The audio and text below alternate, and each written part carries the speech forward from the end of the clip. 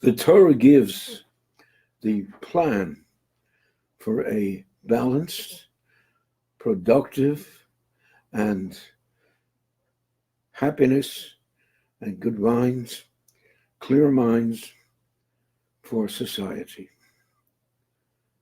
The basic plan is that every person has a plot of land upon which they can rely to provide themselves under all circumstances, whether a prosperity outside in the market or depression in the market.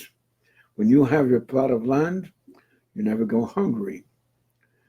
There's a sense of security. In addition to that, the Torah also considers that there are instances in which a person, for one reason or another, does not follow that plan. He ends up being impoverished. Because he's being impoverished, his needs are also considered in the structure of society.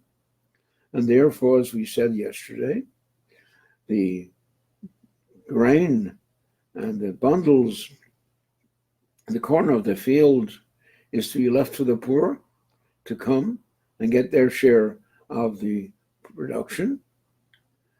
In addition to that, the poor be given stipends when necessary.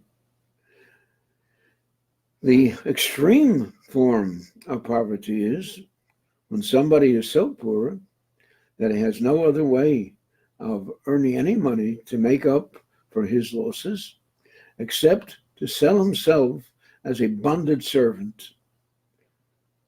And here the Torah tells us we're very limited in how we deal with a bonded servant and how the bonded servant deals with his situation. They are not to be sold on an auction of slaves. They're to offer themselves for work and in a dignified fashion, and not make it so that they become dependent upon government, dependent upon society, but rather that they find their independence within society. And the most extreme circumstances is to sell oneself in as a bonded servant. And that's the simplest way, because the bonded servant is given his food and shelter and clothing by the person who bought him as a bonded slave. And he has everything. He never has to worry about where his livelihood will come. Everything comes from the boss. And the Torah says this is not the most desirable way of living. Avodai hem lo avodim lo avodim. We are servants to Hashem. We should not be bonded in servitude to human beings. The same question arises, especially today, in the political campaigns looking for the next president, where some people consider socialism as an important thing and a desirable thing. Vote for me because I'll provide socialism, that the impoverished will not have to be concerned about anything. Everything will come according to what they want and not according to what they produce. And they are successful and are influencing many people. That's why at one time in our recent history, communism spread out throughout the whole world, and the majority of civilized nations were communists.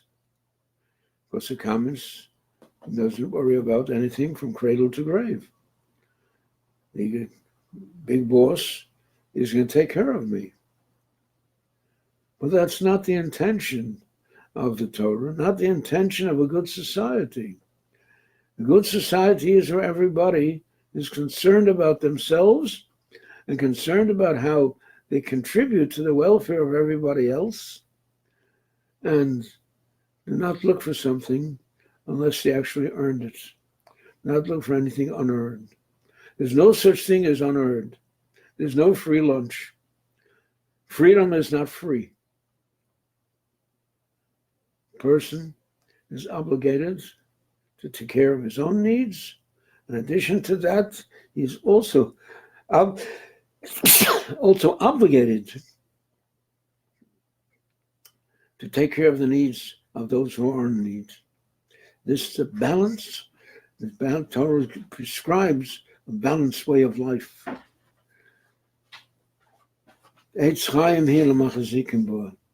a tree of life for those who hold on to it.